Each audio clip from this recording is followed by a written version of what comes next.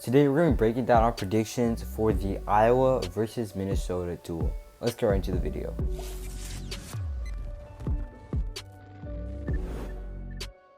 So this is probably the duel of the week. Minnesota versus Iowa. Iowa number one, of course. Every single one of their guys is ranked top 10 in each weight class.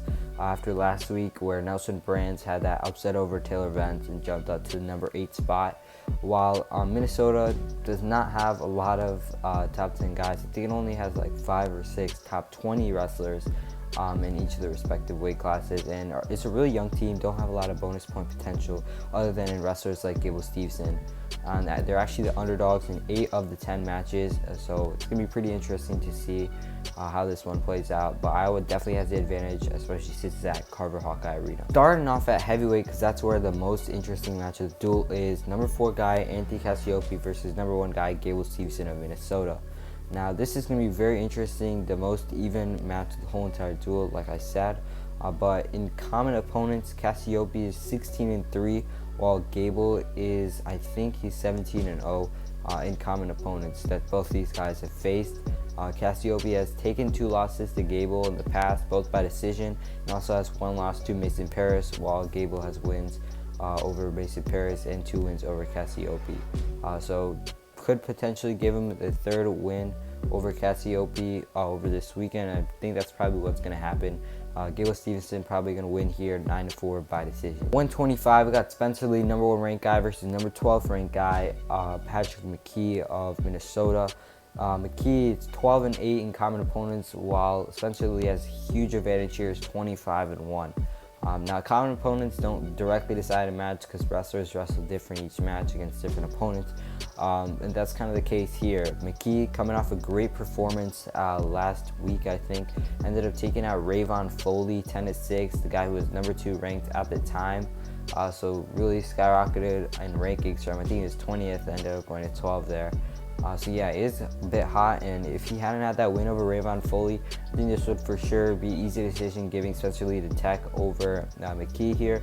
But since he is kind of hot right now, I think Spencer Lee's still going to dominate, but it'll probably just be a major decision, making the score 4-3 in favor of Iowa at this point. Now the next matchup at 133, number 4 ranked Austin DeSanto going up against number 22 ranked Boo Dryden of Minnesota. Last time these guys wrestled, Dryden ended up getting tagged by DeSanto.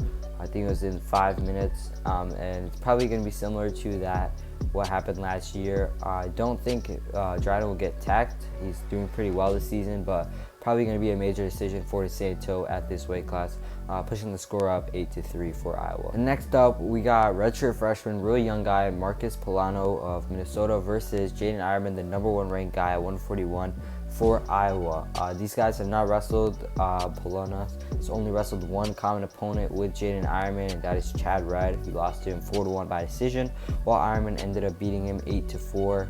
And Ironman, just a great wrestler, transfer from Ncaa. Probably going to dominate Marcus Polano's here. Probably will be a tech fault for Ironman. And then next up, we got number 6, Max Merritt of Iowa versus number 17, Michael Blockus of Minnesota. Michael Blockus is 2-1 the season, while Murin is 1-0 after that win against Nebraska. Last time they wrestled, it was a major for Max Murin. Probably going to be the same thing here. Pushing Iowa's score 17-3 over Minnesota. And then we got number 8, Caleb Young of Iowa versus number 6, Brayton Lee of Minnesota. Caleb Young definitely has the experience advantage over Brayton Lee. Lee is just a redshirt sophomore, while Young is a senior. But I think Brayton Lee is going to end up winning this matchup. Just wrestled well the whole entire season. And is probably going to get a decision win over Caleb Young here to push Minnesota's score up to 6. And then next up is number 1 Alex Marinelli versus number 14 Andrew Sparks from Minnesota. Marinelli, great wrestler, doesn't really get a lot of bonus points. Is probably just going to get a decision in this matchup. Probably like 8-3, something like that, and making the score 20-6 in favor of Iowa. And then after that is Michael Kemmerer versus Jacob Alar, guy who's not even in the top 30, I think, of 4 rankings. So really going to be Kemmerer dominating this matchup. Will probably get a major here.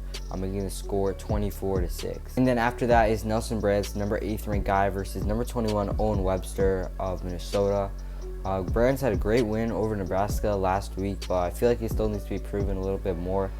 So a very conservative pick here, probably will just get a decision, boosting the score up to 27-6. And then finally, high-ranked Jacob Warner versus Garrett Jules of Minnesota. Not much to say about this matchup other than Garrett Jules is probably going to either get teched or majored, but either way it doesn't really matter at this point because Iowa probably is just dominated throughout the whole entire duel.